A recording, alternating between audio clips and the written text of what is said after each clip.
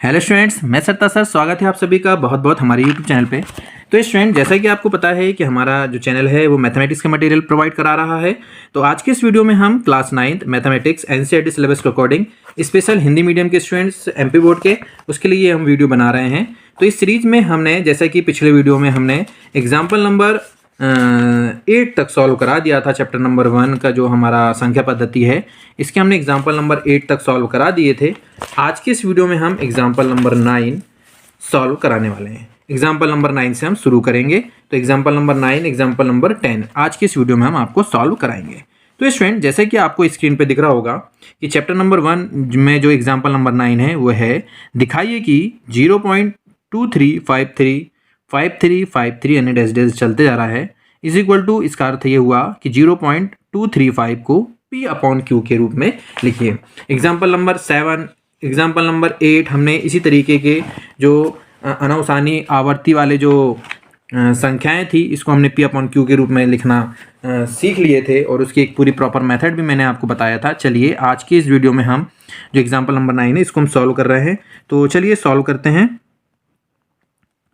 तो स्टूडेंट, जैसे हमने कहा था कि जिसको हमको सॉल्व करना है P अपॉन Q के रूप में व्यक्त करना है उसको हम मान लेते हैं x के इक्वल में। तो x इज इक्वल टू 0.235 और ये बार लगा है 35 में, 235 में बार नहीं है स्टूडेंट, केवल 35 में बार है। इसका मतलब है कि 35 35 35 ये चलते जा रहा है अब, है ना।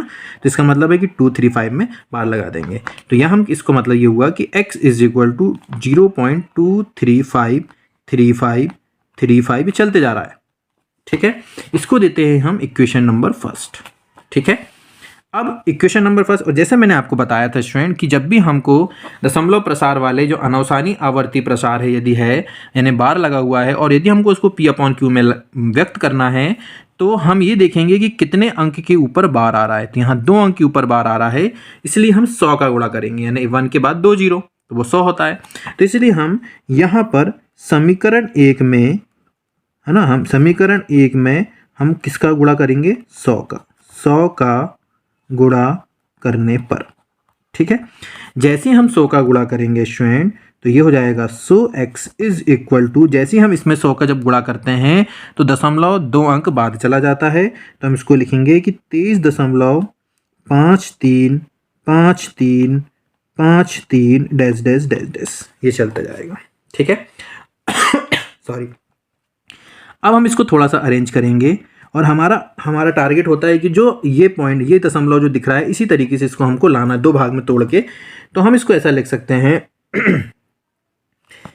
23.3 धन 0.23553 डैश डैश डैश, ठीक है। यानी जब हम इन दोनों को जोड़ेंगे तो यही मिलेगा। आप चाहे तो चेक कर लीजिए, दशमलव के बाद तो 23 है, ठीक है। अब इसको जोड़ लीजिए, 3 और 2 5, फिर ये 3 है, फिर 5 वो तो चलते जाएगा क्योंकि इसके बाद 0 0 0 है, ठीक है। तो हमने इसको 2 भाग में तोड़ लिया।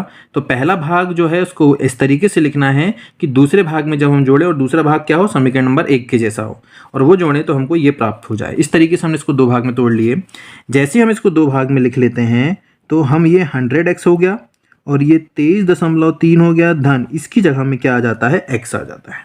अब ये x आया तो x को इधर लेके आएंगे तो 100x माइनस x हो जाएगा पक्षांतर करने पर, तो ये हो जाएगा 23.3 और फिर ये 99x हो जाएगा इज इक्वल टू 23.3। हमको x की वैल्यू चाहिए तो 23.3 बटे ये हो जाएगा 99। तो ये परिमेय संख्या, क्योंकि हमको P अपॉन Q के रूप में का अर्थ ये होता है कि ऊपर भी P यानी पूर्णांक होना चाहिए, नीचे भी पूर्णांक होना चाहिए। तो ऊपर पूर्णांक नहीं है अर्थात ऊपर का दशमलव हटा देंगे तो x इज इक्वल टू हम लिखेंगे 233 और 99 दशमलव के बाद 1 अंक है तो नीचे 1 0 लगा देंगे। तो अब ये भी पूर्णांक हो गया, ये भी पूर्णांक हो गया। इसका मतलब है कि ये P अपॉन Q के रूप में आ गया। तो हम लिखेंगे अर्थात x का जो मान है वो है 0.235 बार इज इक्वल टू हो गया 233/990, और यही क्या है, P अपॉन Q के रूप में व्यक्त करना था, जो कि हो गया, और यही इसका क्या कहलाएगा, आंसर कहलाएगा। तो स्टूडेंट्स, उम्मीद है, मुझे आशा है कि आपको ये वीडियो के माध्यम से ये क्वेश्चन समझ में आ गया होगा। यदि कोई डाउट है तो आप हमें कमेंट्स करके बता सकते हैं और यदि आपको किसी प्रकार की समस्या आती है तो आप हमारे जो टेलीग्राम ग्रुप है उससे भी जुड़ सकते हैं, और हमारा जो नंबर है, व्हाट्सअप नंबर है, उसमें भी आप मैसेज करके हमको बता सकते हैं। ठीक है स्टूडेंट्स, चलिए तो ये एग्जाम्पल नंबर हमारा 9 था। इसी तरीके से अब हम एग्जाम्पल नंबर 10 में आते हैं स्टूडेंट। एग्जाम्पल नंबर 10 है कि 1/7 और 2/7 के बीच एक अपरिमेय संख्या लिखिए। स्टूडेंट, अपरिमेय संख्या क्या होती है? अपरिमेय संख्या वो संख्या होती है जिसका दशमलव प्रसार अनावर्ती होता है, अर्थात जिसमें यदि हम दशमलव प्रसार कर दें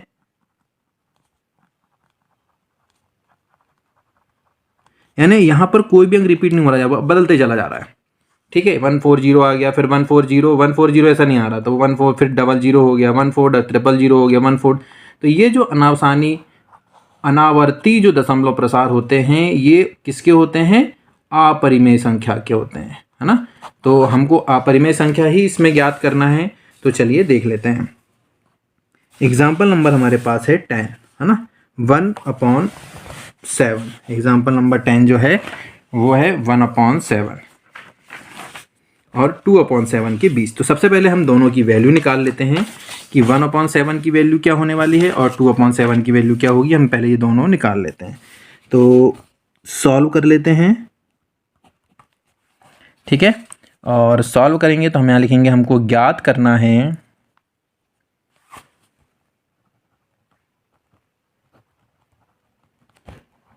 1/7 और 2/7 के बीच एक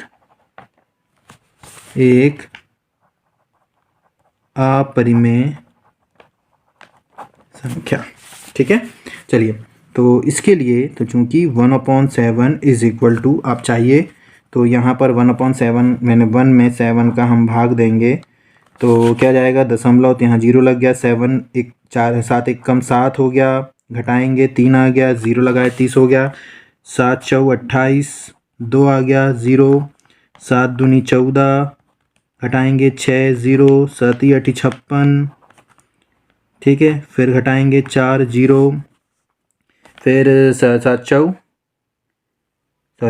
57 35, फिर आ गया 5 0 37 49 और फिर आ गया 1। तो 1 आ गया तो यही वाली प्रक्रिया फिर से दोहराई जाएगी, है ना। तो इसका मतलब है कि यही वाला फिर 1 4 2 8 5 7 फिर से आने लगेगा, है ना। तो इसका मतलब ये हुआ कि 1/7 की जो वैल्यू है वो है 0.142857 और इसके ऊपर बार।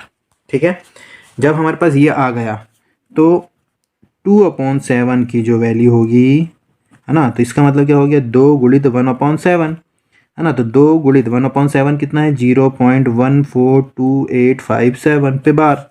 तब 2 का इसमें गुना कर दीजिए, तो 2 सत्ते 14 का 4, हासिलाई 1, 2 पंचे 10 और 1 11 का 1, हासिलाई 1, 2 अट्ठे 16 और 1 17 का 7, हासिलाई 1, 2 दूनी 4 और 1 5, 2 4 8 और 2 1 कम 2 और इसके ऊपर बार। बस 2 का गुणा कर देना है। ठीक है, तो ये 2/7 की वैल्यू आ गई। अब हमको ये देखना है कि 1/7 की वैल्यू क्या है, 0.142857, है ना, और ये कितनी आ रही है 28, यानी 1.1428 और 1.2857 इनके बीच में कोई भी एक अपरिमेय संख्या।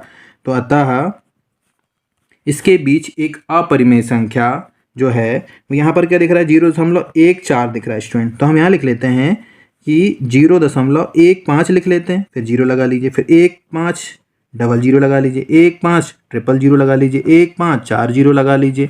तो ये जो इस तरीके का हमको संख्या जो मिलेगी ये एक अपरिमेय संख्या होगी। 2 लिखना है तो कोई दिक्कत नहीं है, क्योंकि हम 1.14 और 1.28 के बीच में कितने भी ले सकते हैं, तो 1.16 भी ले सकते हैं, 0 1 4 6 0 0 1 6 0 0 1 6 4 बार 0 डैश डैश, और भी ले सकते हैं 1 7 0 1 7 0 0 1 7 0 0 इस तरीके से।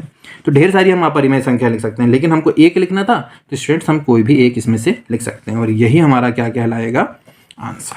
ठीक है, तो स्टूडेंट्स उम्मीद करते हैं कि एग्जाम्पल नंबर 9 और एग्जाम्पल नंबर 10 इस वीडियो के माध्यम से आपको समझ में आ गया होगा। अगले वीडियो में हम प्रश्नावली 1.3 के क्वेश्चन सॉल्व कराएंगे।